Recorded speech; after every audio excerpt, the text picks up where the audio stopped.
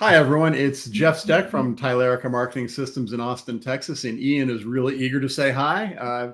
Today on the podcast, we've got Ian Cantel from Outsource Marketing in Toronto. And then from Changescape Web in St. Charles, Missouri, as usual, Ken Tucker and Paul Barthel. Welcome, guys. Welcome to you, all of our listeners. So today we're going to discuss the topic that everyone loves to hate. No, not Yelp. We're going to talk about money, specifically budgeting for marketing. This is probably one of the biggest things we run into as consultants and agency owners and fractional CMOs as we start talking to clients is how much is it going to cost and what am I going to get from it? So it's a worthy discussion, I think, and probably one that we can circle back to several times over many episodes. But let's just kind of dig in and try and overcome that stumbling block. I've seen it lead to, failure to launch situations where many business owners will have an "if I build it, they will come" attitude, and then they wonder why sales don't materialize. And the answer is because they didn't market effectively or they didn't market enough. The road to business is littered with the remains of superior products that were not marketed effectively. So if you have that "if they build it, they will come" thought in the back of your head, really, I challenge you to rethink that. So let's dig in. And our first round of questions then is going to be about planning and research. And we'll start with Paul. So Paul, what are some of the key components of a marketing budget? Well, okay, so everything, whatever you think your marketing budget is, it's probably not enough. So you have advertising, pay-per-click, whatever, and that's just one component. There's a lot of companies out there that say that they do digital marketing, and it's really just paid advertising on different channels.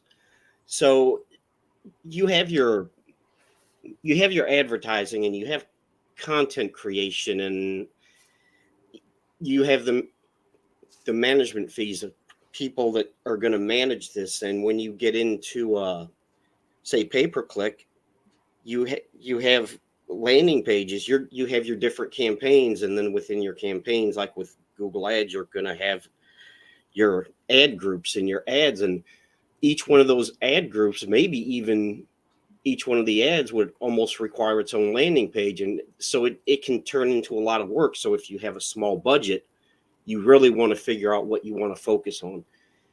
And then what channels do you need to be on? Because there's YouTube, there's Google Ads, there's the Microsoft ads that I've never seen anyone get any real results from. But you do have that. And then you have your social media channels, which that's kind of what they call disruptive advertising. But you really have to take some time and look at what you want to advertise, what channels you're going to advertise on, the content creation, the platforms you want to be on. And it's like you said, Jeff, failure to launch it, or sometimes it's not even that so much. It's just that it's not thought through and planned, and it's just kind of slapped together without any real research, competitor research, anything like that. Yeah, it's a good point. You mentioned the different areas. The ad spend is only a part of it. You got to create ads. You maybe need videos. You need graphics design. You need content writing. I've literally had prospective clients look at me and I present them with a number, say, well, I'll just hire somebody to do that for me. And the answer is no, you won't, because one person can't write and do graphics and know the ins and outs of all the tools. And then, by the way, you need to buy some management platforms. So there's a lot of components, a lot of moving parts in the marketing world. So my next question, go ahead, Ian.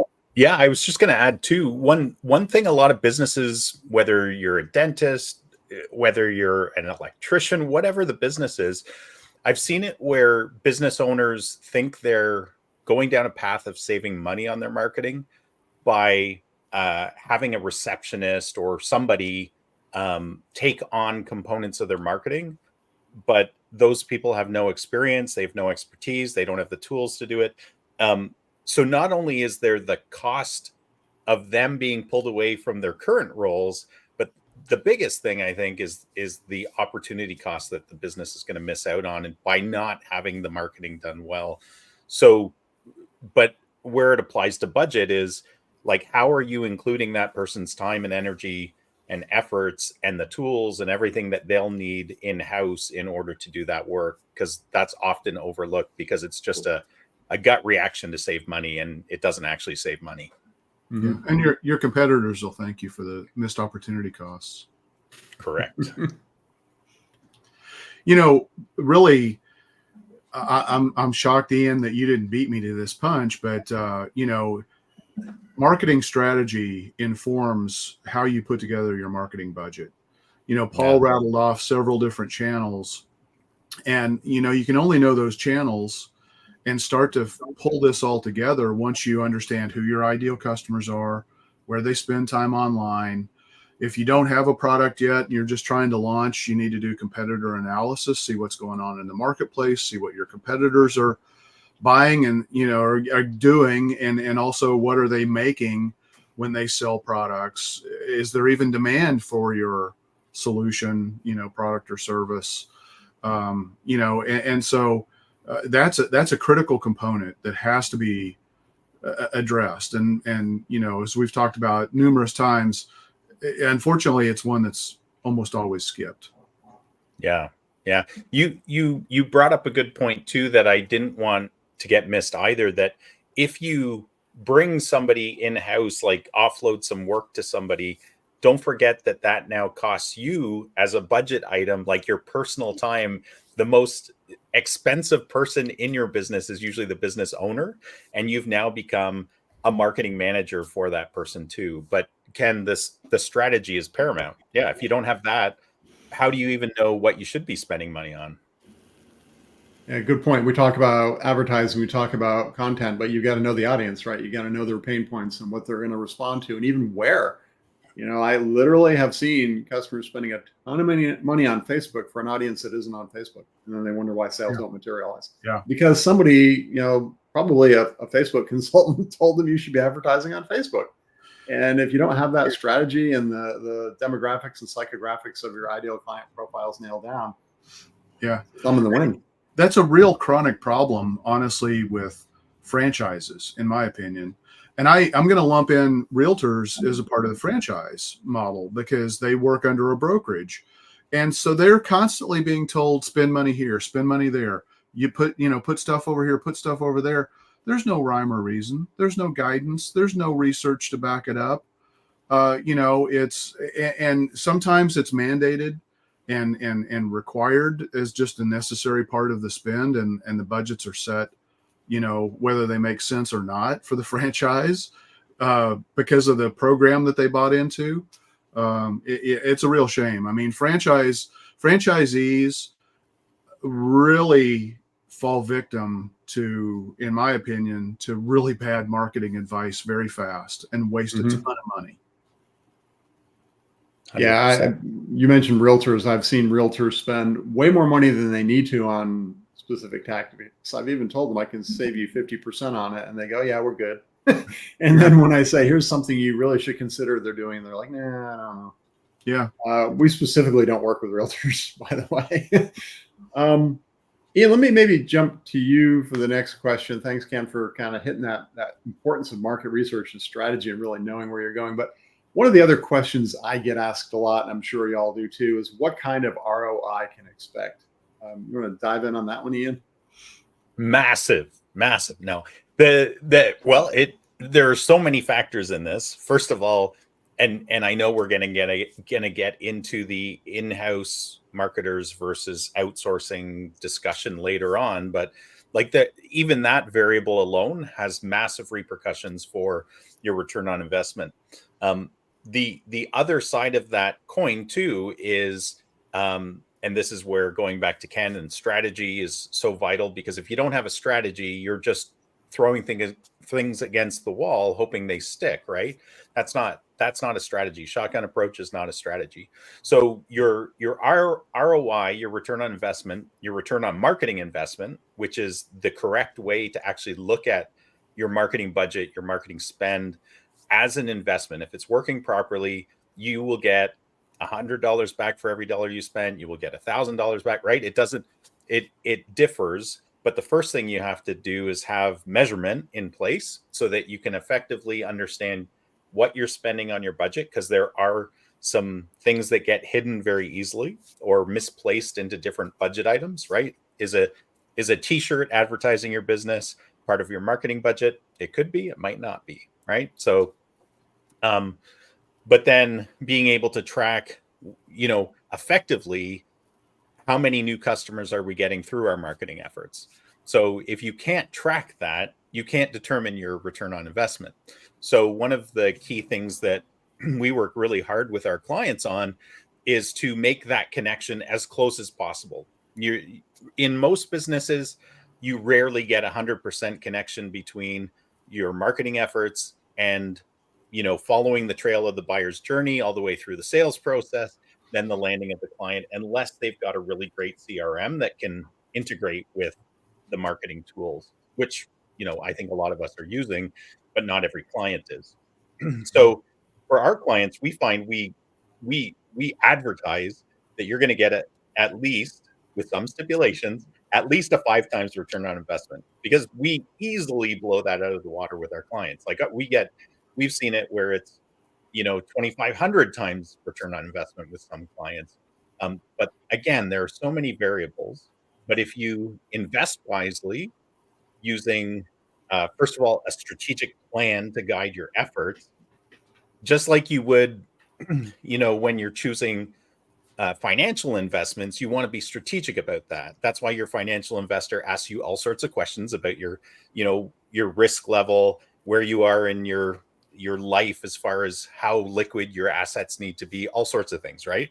But just like they would ask you that, your strategic marketing plan also uses a lot of strategic elements to determine what we should be doing to get you the best return on investment.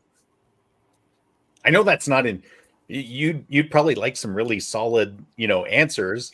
Yeah, but we see it all over the board. But Yeah. I always answer it depends, and I think your 5x is a good starting point to shoot for. Early stage businesses, small businesses may not even get that, but I think 5 to 6x is a good average, maybe industry average, a good norm. And then certain tactics are going to be huge. Yeah. Email. I think we've talked about email before, and email is what, like a 35 or 38 to 42,000, isn't it, or 4,200? 4,200, which would be 42x then. Yeah. Right. Yeah. Yeah. So I think it's important to realize too, though, that when we talk about ROI, while your ad spend or your marketing budget may be allocated monthly, you need to give it room to breathe, because there are startup costs, there are upfront investments in infrastructure, in content creation, graphic design work, as you mentioned, Jeff. And so some things are going to have faster return on investments than others. And so I think it's important, when you're looking at this, that you need to factor in there are short-term, midterm, and long-term, and don't prejudge the long-term benefits that you're going to get from a strategy ROI-wise, because it likely is going to be the one that's the most powerful for you. Specifically in my mind, search engine optimization. But that isn't just flip a switch and boom, you're getting 5 times return on investment. yeah, you gotta spin up the flywheel, right? Yeah. What's interesting too is that when you do things properly, so first of all, as I said, measurement's really important, because you have, as a business, have to know actually how much it costs your business to land a new customer, right? It's different for every business. It's actually different for every business within an industry, within a geography. There, you start by benchmarking. And I think that's where the research becomes so important, is that without benchmarking, without having a starting point of where to track and measure, you're going to be in the dark. And so that's where that's so important.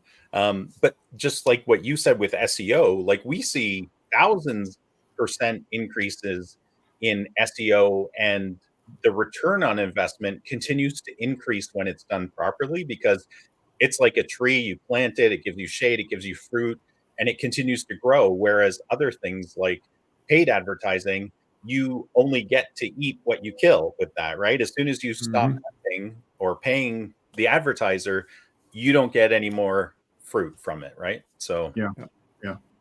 So I think, one of the things with ROI, when I talk to clients, the first thing is defining it, right? What is it? It's what you spend, get that back, and then a multiplier of everything else. So in other words, if you spend $1,000 and that generates $6,000 in revenue, and we're typically talking about top line revenue too, right? Not profit, but top line. Then you're spending 1,000, you get it back, and now you have an extra 5,000. So that's a 5x ROI. And on that sense, if I said, hey, I could put a machine in the corner of your office, and every time you went over and put $100 bill in it, would give you, $600 bill, $100 bills, $600 bills back. Would that be a good deal? Well, yeah, I do that all day long, right? So when you can get that machine built and up and running and hitting those numbers, well, why wouldn't I do it? Why wouldn't I just add more, crank it up, build over time? But you got to start someplace. And anything you want to add, Paul or Ken? Or go ahead, Ian. I was just going to add one thing. What you said about the value of a new customer, it's so important to define that well, because for some businesses like dentists, other medical fields, anywhere where you have like steady return, retainer-based customers or patients, it's important to actually give yourself a window of value as well, meaning the average dental patient lasts for 7 years.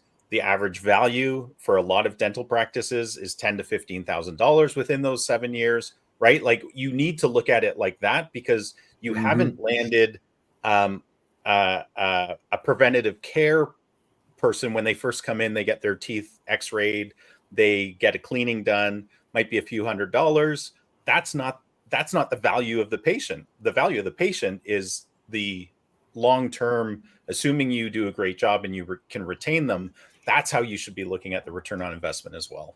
Right. The customer lifetime value is the buzzword we use, right? Looking at the overall, the duration of the time they're with you. SaaS software companies are another good one, right? They may spend, $100 to get a $29 a month user on board, because that $29 a month user is going to stick around for 2 or 3 years at least. So while they're losing the first, 2 or 3 months, they're making it back over time. Again, customer lifetime value. I was going to say, before we jump, Ken, Paul, anything you want to add on the ROI or the overall bucket planning and research category? I'll just say that, I kind of use a formula to where I kind of try to back into some numbers.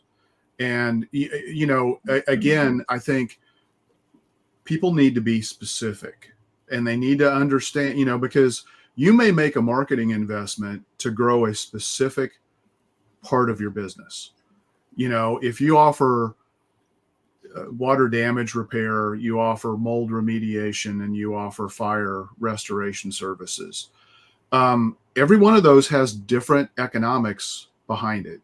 The lifetime value of a customer, the frequency of purchase, can all be different. The profitability, the desire of your staff to want to do that work. I mean, you might spend a lot of money to get work that actually your staff hates, that drives them out the door, and then you can't hire back and backfill replacements fast enough to keep up with the volume. So you got to look at this in as a big picture. You have to look at, you can't just generically slap this stuff together. So now, having said that, there are some simple calculations I think you can do to kind of build a sanity check, and you're only going to get there over a period of time. I mean, again, you can put the best metrics in place, measure them, know that they're being measured accurately, and that's still not going to be the meaning that you need to be able to derive to your business to make good long-term business decisions. You've got to give it room to breathe and collect the data before you have enough data to really make those decisions. But having said that, I like to use a formula. It's when people say, how much should I be spending? Which, by the way, nobody ever asked that. They already have in mind, I'm going to spend $500. So it's like, okay, well, if we spent $500, what is that going to get us? And so you can kind of do some calculations that way. What I think is a better way to start is to say, how many leads do you want? And, how many leads do you need? How many leads can you actually service? And then from there, look at if I drive X number of leads, how does that really shake out? Okay, well, I know that my close ratio for cold leads, don't use your current ratio if you're mostly driven by referral based or word of mouth marketing. Don't assume that every lead that comes in the door is going to be 80% close rate. We're talking about cold strategies here. We're talking about people who don't know you, who find you on the internet through a variety of means in some cases. In other cases, yeah, it's going to be referred business. But think about the source and think about how you're trying to build your marketing campaigns and the components that go in there. So, as an example, if it's cold traffic, people who visit your website and fill out a contact form on your website, how many of those people do you actually close to get appointments? Okay, maybe a third of those. Because again, they don't know who you are. What is the, so that means that out of 100 leads, you might get 33 opportunities. Out of those opportunities, how many of those opportunities turn into customers? And out of those customers, what's the average deal size that they're buying? And again, if you're an HVAC contractor, are you calculating that number based on customer lifetime value? Are you calculating it based on replacement of HVAC units, air conditioners or heaters, depending on the season? Are you trying to just get more, twice a year cleaning checks so that you can kind of build that relationship with a customer? You got to understand all of that. So there are ways that you can kind of back into that. But if you look at the end of the day, here's an example for an HVAC contractor, 100 leads, your close rate is, or you get 33% real opportunity. That's 33 people. You close a third of those. That's 11 customers. Average replacement of an air conditioner, just conservatively $5,000. That means you're generating $55,000 worth of projected revenue from those 100 leads. So you can kind of use some basic calculations to help you kind of back into a marketing budget. But again, you've got to be very specific and you got to know what you're doing. And that's even before you try to attribute how much do I need to spend on a particular channel to drive that 100 leads.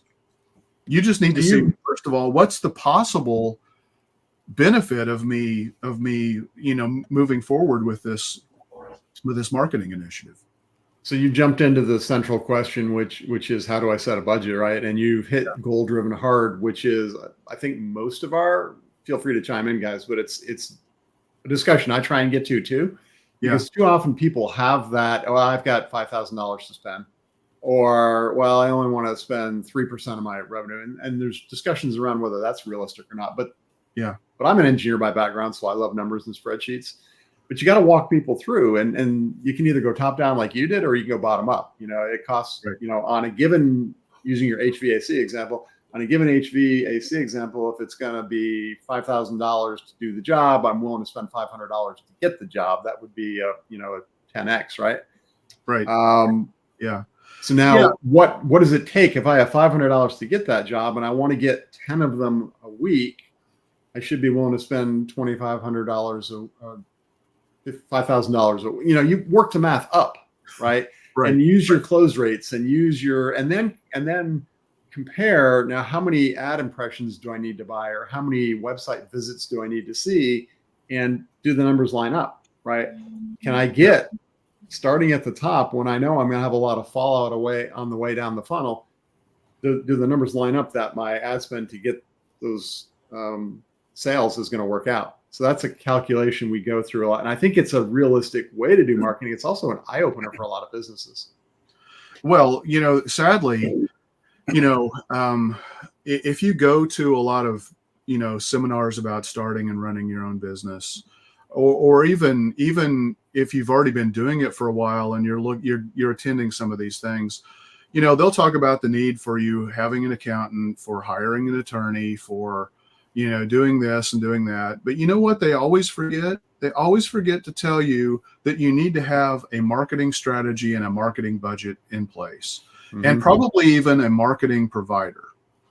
And if you don't, you're at risk of getting it imposed on you. Then we're back to the other easy way to set marketing budgets, which is I've got a fixed amount. Well, where did that come from? That's a question I always ask. I've got $5,000 a month to spend. How did you determine that? Oh, I don't know. It's just what I thought was reasonable. Yeah. Or that's what I'm paying. That's what I'm paying now. Right. But you're talking to me because it's not working, right? Yeah. Or then they may say, well, I have a percentage range, and percentage ranges aren't terrible, but you always got to I always say, let's look at it from different angles, right? Yeah. And percentage ranges aren't terrible, but you still got to ask the question, does that make sense? Yeah. Because if you're looking at annual revenue, there's a huge swing there, right? I mean, if you're a $100,000 a year company right now, a 20% marketing budget still doesn't buy you a whole lot. Yeah. But then the question is, can you service the business that would buy you in the first place? Because you kind of have to start to grow and bootstrap and kind of position yourself into the growth that you're going to see. If you're talking about a 5% budget of a multi-million-dollar company, that may not even be accurate. That may be way more than is potentially needed. It just depends on so many different factors, and you've got to do some sanity checking, and honestly, you have to. You can't just be a marketing consultant. You also have to understand how businesses actually work and operate. And sadly, I spent a good decade of my early career, selling to the federal government. And fortunately for me, it was a great experience because when I sell to the U.S. federal government, I have to have rate buildups. So I have to know what my actual real numbers are profitability wise. I have to know what my direct labor costs are, what my overhead costs are, what my profit is, what my general and administrative expenses are. And too many businesses, and we see this in a time of stressed economy, they put together a budget out of thin air, or because they see their competitor or wishful thinking. Right, wishful thinking, or they see that that's what the competitors are charging, so they're going to knock theirs down just a little bit lower. It's not built up with real supportable financial numbers. Yeah. And so, if you don't understand that you've got that solid foundation in place for your business, before you can't even build up a marketing budget. Yeah. One of the things too is that business owners often, even though they know there's a competitive landscape around them, like in my town, we have 23 dentists, another one's opening up, right? We're not a huge town, but the dentists in our town sometimes think they live in a bubble or isolation when they're thinking about their marketing, right? They can't. So where that applies to your budget is that if your competition is very high, and if your competition, so we serve windows and doors companies as well. If that is a super competitive industry, and the price tag for the services are quite high, they make good money, but it also means that because of the competitive nature, the cost to capture a lead, especially in a digital world, is very, very high. But if you don't understand that as the business owner, especially since COVID, right, where now advertising spend doesn't go as far because there's more competition, you need to take all of that into consideration because it's so important. Yeah, the competitiveness of the market for sure. And I think we hit on this a little earlier, but it's worth reiterating it very succinctly, is where the size of the business, where you are in your business. Early stage businesses, startups, true startups, if they're got backing, which they probably need if they have big plans, they may operate at a loss for a year, 2, 3 years, because they're building that market share. You talked about that earlier, Ian. And any business that's going to start up, I remember going to a networking group, listening to a woman talking about starting a jewelry design business.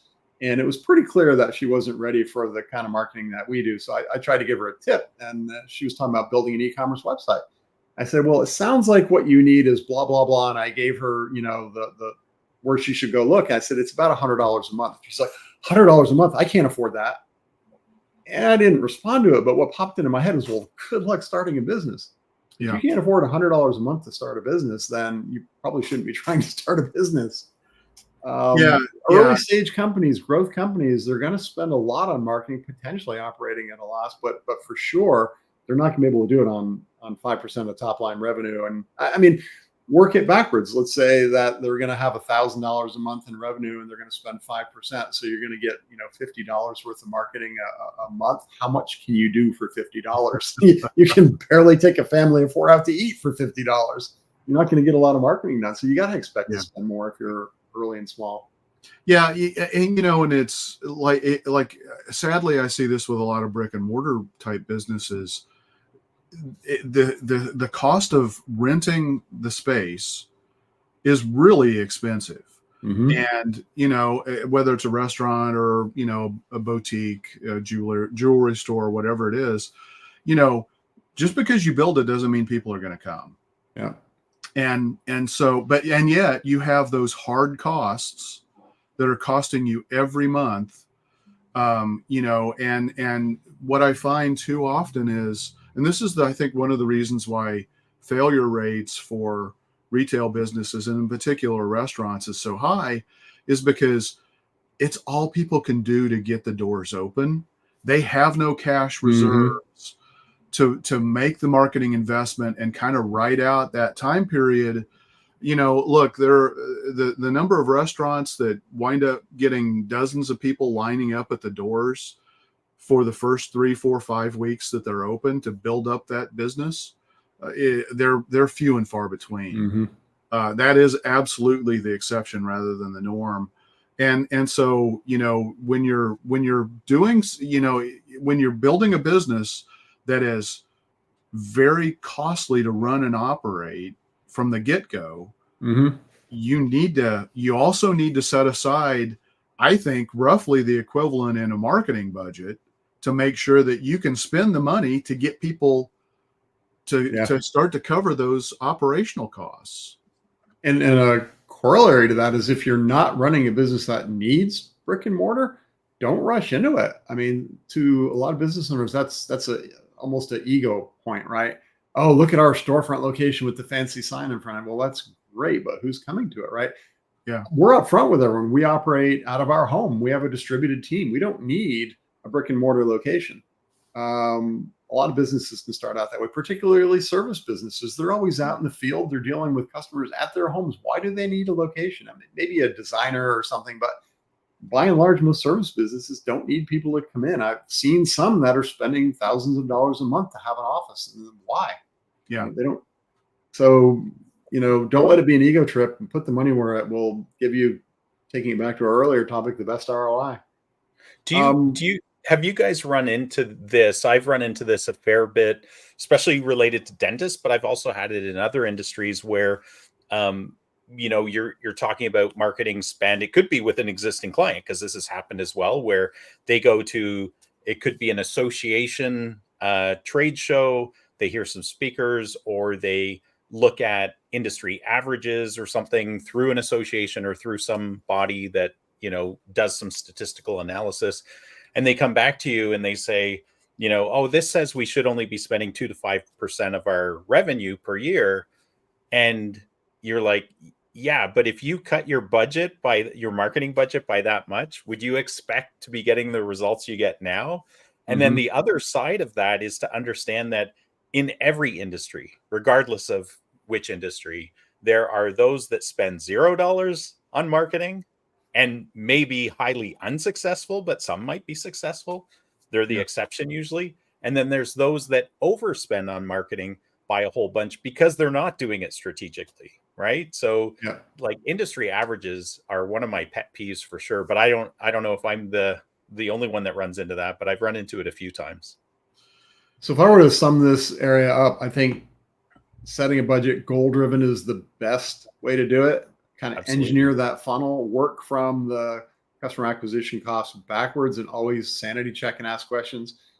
Top down is probably the worst. I've got, $5,000, just figure out what you can do with it, because that's like, and especially if you go to the wrong person, the wrong agency, they'll find a way to spend it, Yeah. at least for 6 months until you fire them. And then once you get up and running, you can do some of those industry average comparisons you were just talking about, Ian, the percentage ranges. And typically it's going to be, I've heard 5 to 10%, 7 to 12%. I usually tell people 5 to 10%, I but tell them that's 10 to not 20. not where you start. What's that, Ian? I usually say 10 to 20 if you're an aggressive business that Yeah. wants to grow aggressively. Exactly. If New or more aggressive, and startups may even go to 30 or may operate at a loss overall. Yeah. And then again, be mindful of those minimums. If you're small, especially, a percentage breaks down, because like I said, you're not going to do much marketing on $50 a month. Well, and just real quick before we move on, I mean, right now we work with a lot of businesses that are honestly, they're just saturated. They can't take on any more new business because, for a variety of reasons, but a lot of times it's driven because they can't hire the people to fulfill extra work. That doesn't mean you cut and stop your marketing budget. That's a massive mistake, because guess what? If you stop, you're going to be quickly leapfrogged by your competition, because marketing, with AI, it is not making marketing cheaper. Everything in marketing, all of the factors are making marketing more expensive than ever. The cost Making of it happen ads, faster. So there's and more to keep faster. up with, I think. Yeah. Yeah. The cost of ads has increased by 25% year over year for the last couple of years. The competition levels have dramatically increased. The volume of content that needs to be created from an SEO perspective, continues to increase. And sure, there are AI tools that may help you do that, but if you're just relying on AI and you're not adding that human expertise on top of it, you're getting crap. You're getting stuff that's maybe you're spending less money, but it's not getting you ahead. And if you're going to be making an investment in marketing, I would think that you would want to, worst case scenario, stay where you're at, and best case scenario, see the exponential growth, or the 5x growth kind of thing that you're looking for. Yeah. Don't save your way to the bottom. Right. Paul, you've been quiet here. Anything you want to chime in on, or I got a question I can go to you with if you don't want to chime in on anything? Ask You him. know, I guess we've kind of touch on a lot of things, and I think it's important to realize that marketing is everything you're doing to build your business, acquire customers, and paid advertising is one part of that. And you have to understand and be realistic about the different channels, because the unfortunate reality is, with pay-per-click and specifically Google Ads, the more money you spend, the better your ROI is going to be. That's just reality. And if you're not unless you're very focused or you have very little competition, if you only have a few $100s to spend, you might be better off spending it somewhere else besides pay-per-click. Yeah, But it if needs your to- budget is low, it's going to be a lot of sweat equity too. But there are some things you can do. Some is better than none, but it's not as good as a full system. Well, it just means that you have to be laser focused even more on your targeting.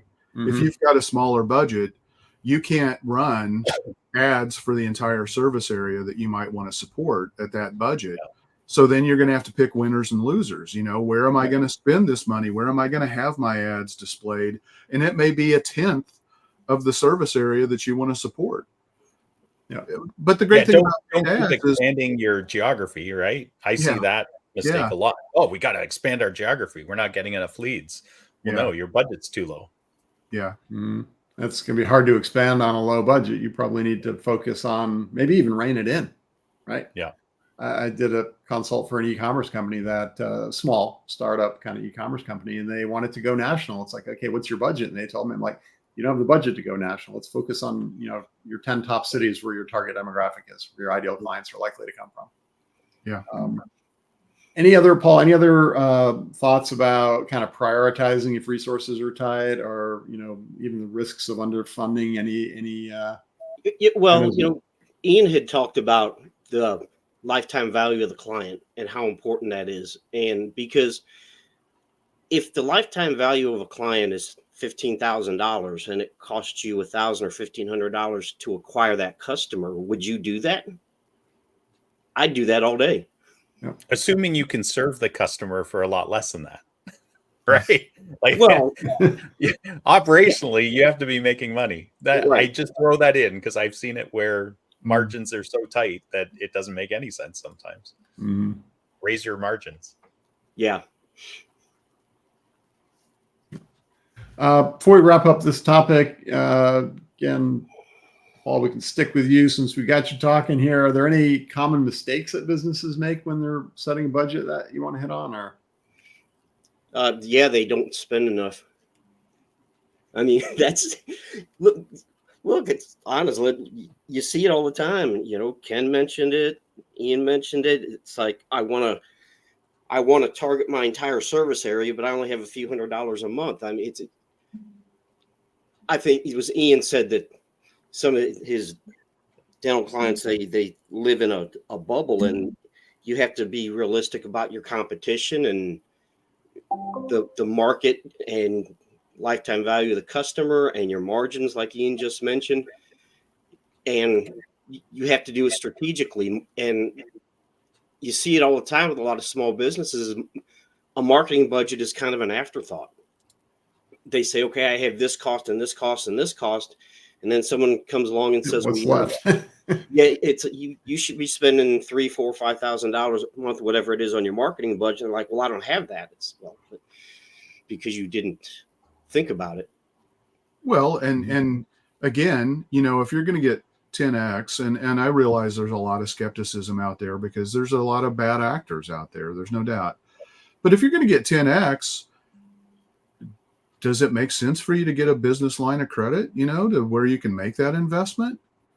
You know, I'm not advocating that, but I don't ever hear anybody talk about that.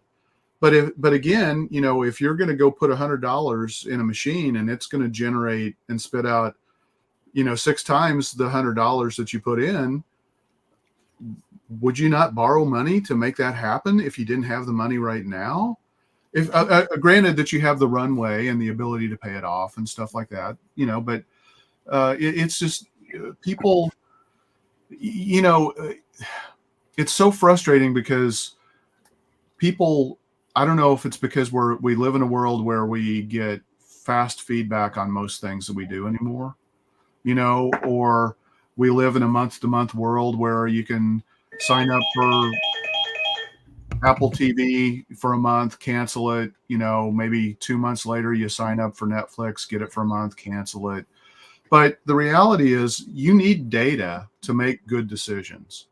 And without that data over a period of time, you can't determine what are the best channels that are giving you the best return on investment.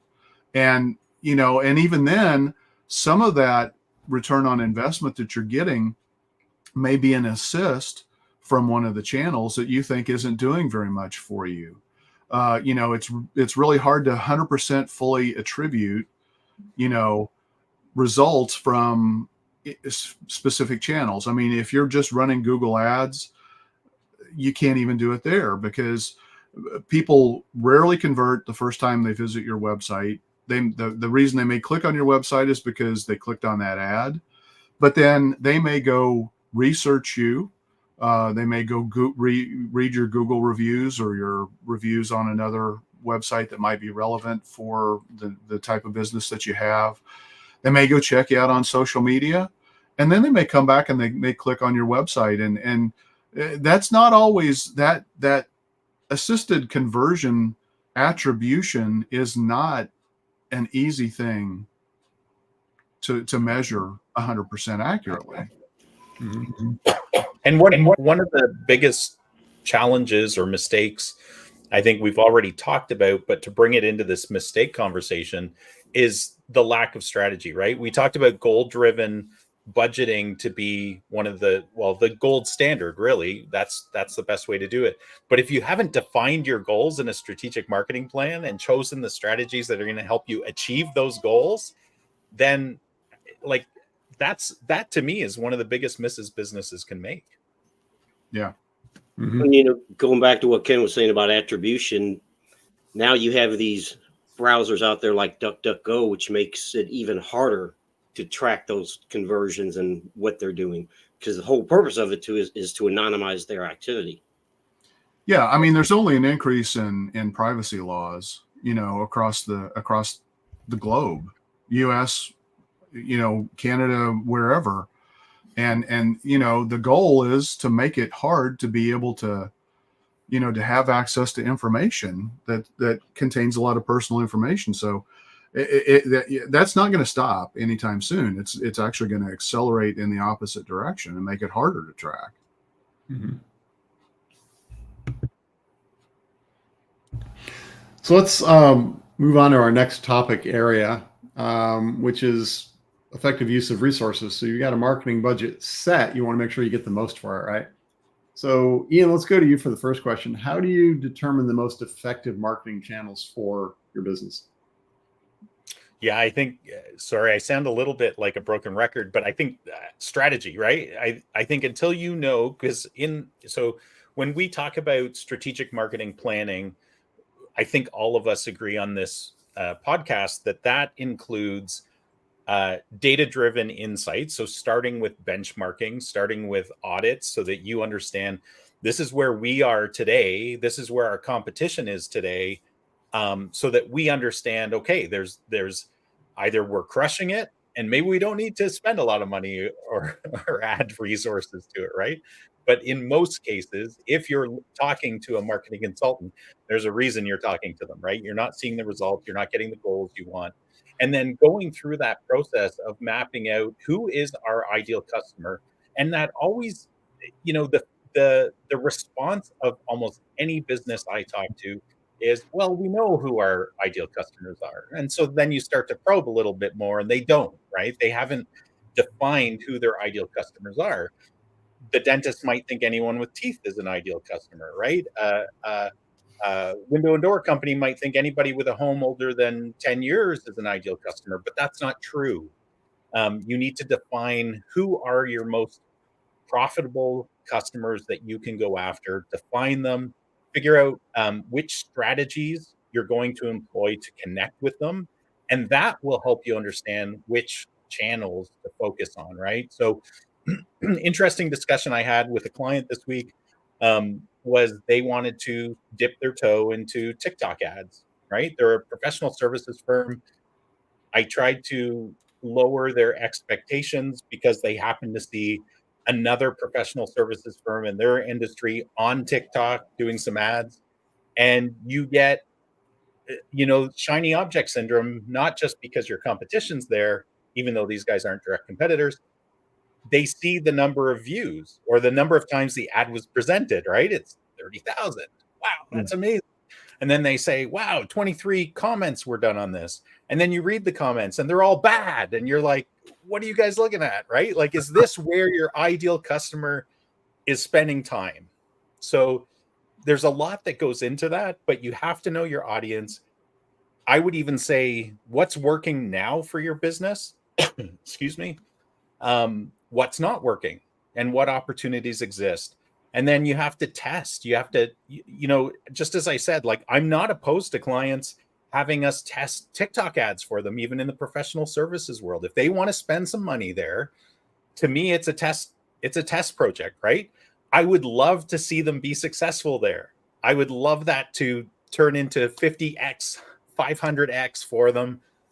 My professional expertise is, my spidey sense is telling me it's not going to work, but I'm happy to try that for them and put expertise into it and see what happens. But the knowing where your channels are is really only a question of where are your customers? Where do my customers, my ideal customers, clients, patients, prospects, where do they spend time? Where do they search for my services or products?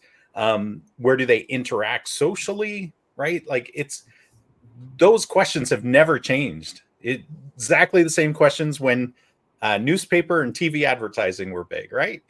Which newspaper do they read? Where, Yeah.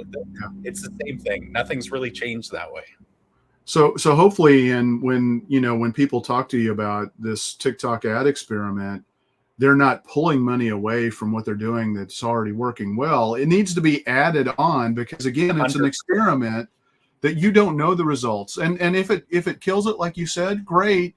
Then maybe you can replace that with some of the existing spend that you're doing. But you shouldn't do it until you know. Yeah. And that's how we talked about it.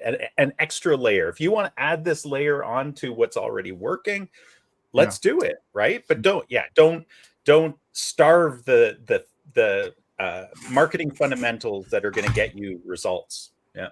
And unfortunately, that's what a lot of businesses do is they chase that shiny object, or, again, I can't tell you the number of times I hear people say, oh, well, I went to this conference and, this guy that runs a business or this woman who runs a business, they said they were just doing everything they do, they get through social media. And it's like, okay, well, yeah, there are businesses that literally that's all they do and they're very good at it. You don't know the circumstances. They may have 1,000 friends that are super active on social media that promote the heck out of them, that, and do you have that same situation? Do you have the aptitude to create the content that they're creating? It's not the channel, especially I think in social media, it's often the power of the personality. It's not necessarily the channel. It could be the channel. There's certainly elements of the channel, but often with social media, it's the power of personality. I've actually never seen, so I hear the exact same things you do, Ken. I talk to prospects, I talk to clients about it. Oh, I heard this person. I have never actually seen in any of the industries that I support, and we support a lot, a competitor who is absolutely crushing it on social media, and that's the primary channel that's delivering leads and customers to them. And why I actually say that is if a client comes to me and they say, hey, I was at a show and here's the person's name and here's their social channel and they're crushing it, or just like this TikTok conversation, hey, I saw this ad and I saw all these responses and like they're doing great. This must be amazing. We got to get on this. Just like I did with the TikTok ads, I look into the social channel. I find out how many followers they have. We had this conversation with a Windows and Doors client a few years ago because they saw their competition. We track followers and engagement and stuff in social networks that we're covering for our clients. One of their competitors just blew up. They were doing a follower campaign. They went from 2,000 followers to like 15,000 followers. But when we actually, which looks really imposing, like, man, how are we going to do that? But then we started digging into who are their followers. They weren't even local followers. They were buying followers overseas, right? Which for a local business, it may give you greater exposure, but those aren't your ideal customers. Your people engaging in your content, if they're overseas and you're a local business, that doesn't really help you. It's a very expensive way to get a very minority effect in the algorithm. It may actually hurt. Yeah. Let me jump to another question that obviously we have a self-interest in answering one way. So let me phrase it as, the question between in-house marketing team or outsourced agency. How do you guys position that when somebody starts talking about that? Well, define an in-house marketing team. Well, here's an example. Are you talking about hiring multiple people with expertise in specific areas, such as an agency has? Well, you're getting to the answer. Here's the way it was framed to me by a prospective client I was having a conversation with. I presented a proposal to him for $5,000 a month. And he said, $5,000 a month, that's $60,000 a year. I'll just go hire somebody. So that's not a team.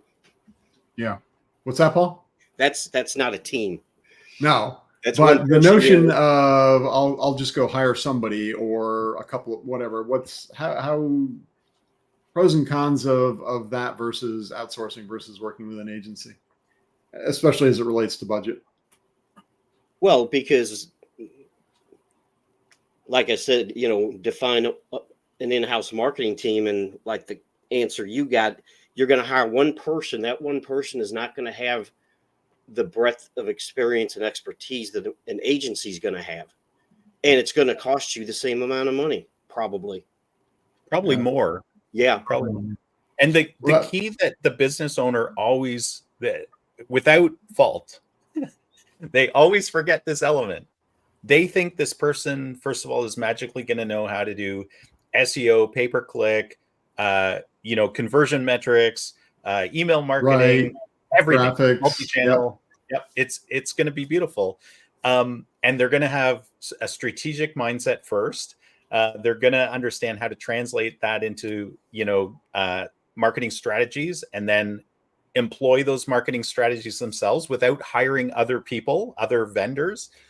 They're going to have all the software at their disposal that an agency would. But the biggest thing, so all of those things are bad, right? And I'm not saying in-house can't work, but the biggest thing that's overlooked by every business owner I've ever had this discussion with is their time and their energy, and who's going to manage the person, and what gives you expertise to manage a marketing manager. And so all of those things taken into account, why wouldn't you invest in the very best people you possibly could to do the very best job you possibly could to give you a competitive disadvantage, or being you have a competitive advantage, right? You've now crushed your competition because you have the best at your disposal. You're paying a fraction of the overall cost of gathering those experts, and you're probably paying a mid-level marketer's wage to that agency. Like, Mhm. the pluses, like I've done comparison sheets for people that I talk to now, where I just lay it all out. I'm like, these are the questions you should be considering, because there are so many things you're not thinking about. And I understand why you're thinking this way, because it gives you, in your view, control. Control is the biggest thing a business owner wants next to success, right? I want control, but it doesn't give them control. It actually gives them more chaos in their business, for sure. I would argue they have more control when they're dealing with one point of contact at an agency than when they're trying to scatter their time and their attention and their energy across multiple different things and figure it all out and keep it all running. Yeah. A couple of points. When you say $60,000, it's usually not $60,000. It's usually 30 to 50% on top of that by the time you factor in Taxes and overhead. Benefits, all that kind of stuff. The other thing, which is interesting, I'll be curious to hear how you answer this, Ian, is, okay, well, I know I've got this person for 40 hours a week. I'm not getting 40 hours a week from a marketing company when I pay that same amount. What's your response to them? Because I think that's a fair question. So my response is usually, what activities need to be done are going to be done by our team, because we actually have multiple people working on them. So the equivalent might be 40 hours per week, but the actual time spent doesn't even matter, because the efficiencies that we bring and the expertise we bring means that the actions that are being done in a way that far outweighs what an in-house person can do. The one thing too that people forget is most of us are really, really good at a few things, right? So especially when I hear, but especially when I hear people are like, well, I'll just hire a junior marketer. Junior marketers are awesome because they're full of energy. They have lots of spunk. They want to, rule the world of marketing, because we were all there once. But the thing is that they have very little life experience, strategically creating strategies and then implementing those strategies. And they might be really good in one or two marketing areas, but until you can bring a holistic approach, which is what a good agency will do, you're always at a disadvantage. Mm-hmm. Yeah, you're not to the point of, you're not buying 40 hours a week. You're buying X amount of results, $60,000 a year. It's not $60,000 worth of somebody's time. It's $60,000 worth of results. And then you can go back to the ROI discussion of what that should drive in terms of your top line revenue. I will tell people, at some point you will grow large enough. It may make sense to bring it in-house, but that's probably not until you're at least $5 million, maybe closer to 10, because it does take a team. One person like you said, that they can't do it all, be a unicorn. So you're going to need 3, 4, 5 people. And even then you'll need somebody to help you find them. You'll know how to screen them, how to interview them. And, a consultant or an agency can play a role in that. We're coming up on our hour. Actually, we just hit it. I looked at the clock. Is there any parting thoughts? We had a whole lot more we could talk about for sure. Maybe we circle back around to this in a month or two. Any other parting thoughts anyone wants to leave? I just think it's hard. Find a good partner, man. Yeah. Like it's Yeah. And I mean, I don't want to be flippant about this, but it's like chances are you're not spending enough money on marketing because and again, I hate to generalize, but a lot of businesses don't put the work in to create the strategy to know what they should be spending in the first place. Mm-hmm. And as a result, they think and maybe they're spending a lot of money on marketing, but if you haven't put the work in, you probably need to spend more, honestly, to get the results that you expect. So if I could sum up what you said, I think it's strategy first. Be realistic with planning and budgeting, and take that growth that target model, bottom up approach to setting the budget based on the growth that you want to achieve and what the numbers say it'll take to get it. Reverse engineer the funnel, and then be realistic about who can get that done. Ian? Yep. Uh-oh. Yep. I think you were starting to say something at the same time I started, and I didn't let you finish. How rude of me. No. I think we've covered this really well. I'll hold my thoughts for the next time we dig into it. All I was going to say, though, was don't let past non-strategic marketing decisions and the failure of those marketing decisions hold you back from investing wisely in marketing today, right? Because we've all heard it. Well, email marketing doesn't work because I tried it. But if you didn't try it strategically, then you weren't doing it properly, right? So, don't let that affect timing your matters budget. too. Things that didn't work 3 years ago might work right now. Things that are working well today may fail miserably next year. So it's constantly be evolving and experimenting. Paul, any last thoughts? No, I think we pretty much covered it. Well, we didn't cover it. Like you said, there's a lot more we could talk about, but we're out of time. All right, well, let's wrap it up here. I want to leave everyone with a quote from Peter Drucker. The business enterprise has 2 and only 2 basic functions: marketing and innovation. All the rest are costs. In other words, you have to have something to sell, product or service, and you have to go out and get buyers. Don't build a better mousetrap and expect people to magically show up at your door and line up to buy it. It's not likely to happen. So I'd like to say thanks to each of the marketing experts here today, and to your audience for joining us. We hope you found this valuable. Please share the link to it, and so other businesses can benefit from it, and follow us on the platforms we're on, or subscribe to the podcast on any of the major podcast platforms. Ian, you want to take us out? And if you want help with your marketing budget, talk to one of the pros here. Until next week, folks, keep calm and market on. Thanks, everyone.